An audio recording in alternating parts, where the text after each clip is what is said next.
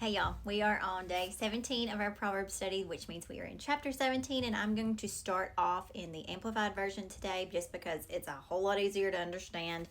And then we're going to jump back into King James. So we're going to start in verse 1, and it says, "Better is a dry morsel of food served with quietness and peace than a house full of feasting served with strife and contention.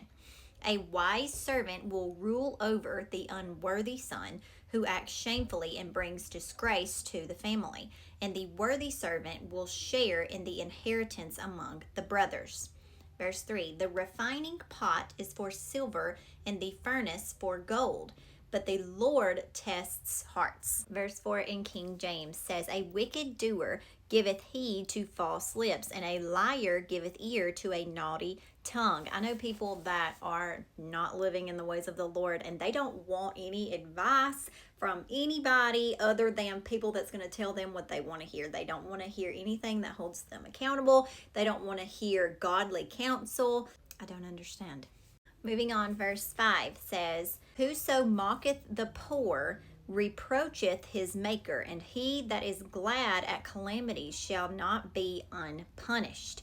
Children's children are the crown of old men, and the glory of children are their fathers." I'm going to read 7 through 9 in Amplified, and it says, "Excellent speech does not benefit a fool who is spiritually blind, much less do lying lips benefit a prince.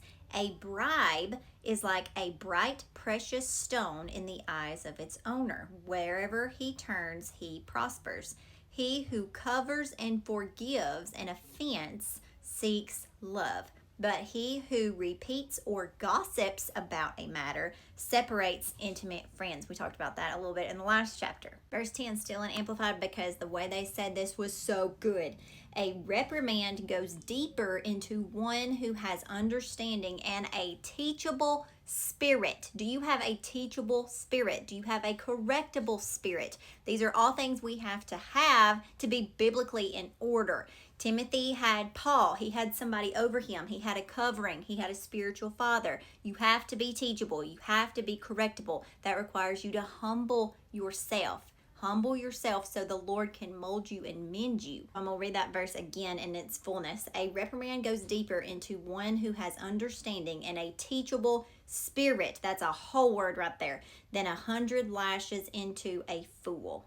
Verse 11 back in King James says, "An evil man seeketh only rebellion. Therefore a cruel messenger shall be sent against him." I'm going to read 12 through 16 in Amplified, and it says, "Let a man meet a ferocious bear robbed of her cubs, rather than the angry narcissistic fool in his folly or foolishness. Whoever returns evil for good, evil will not depart from his house. The beginning of strife is like letting out water, as from a small break in a dam. First it trickles and then it gushes. Therefore, abandon the quarrel before it breaks out and tempers explode." Verse 15, "He who justifies the wicked and he who condemns the righteous are both repulsive to the Lord." Could say a whole lot about that. We need to quit defending people in their sin. We need to quit justifying what they're doing. Going on, verse 16, "Why is there money in the hand of a fool to buy wisdom, when he has no common sense or even a heart for it?" Verse 17 back in King James says, "A friend loveth at all times, and a brother is born for adversity. A man void of understanding striketh hands and becometh surety in the presence of his friend. He loveth transgression that loveth strife, and he that exalteth his gate seeketh destruction." Verse 20, "He that have a froward or perverse heart finds no good, and he that has a perverse tongue falls into mischief. He that begetteth a fool doeth it to his sorrow, and the father of a fool has no joy." Verse 22, "A merry heart doeth good like medicine, but a broken spirit drieth up the bones." We've heard that in some other chapters before this. Wisdom is good for your bones. A merry heart is good. It's medicine for you. "A wicked man taketh a gift out of the bosom to pervert the ways of judgment." The Passion Translation translates verse 23 as, "When you take a secret bribe, your actions reveal your true character, for you pervert the ways of justice." Verse 24 back in King James. Wisdom is before him that hath understanding, but the eyes of a fool are in the ends of the earth. A foolish son is a grief to his father, and bitterness to her that bare him. Also, to punish the just is not good, nor to strike princes for equity. Verse 26 in the Amplified is a little easier to understand, and it says, it is also not good to fine the righteous, nor to strike the noble for their uprightness. AKA, don't be coming for the people of God.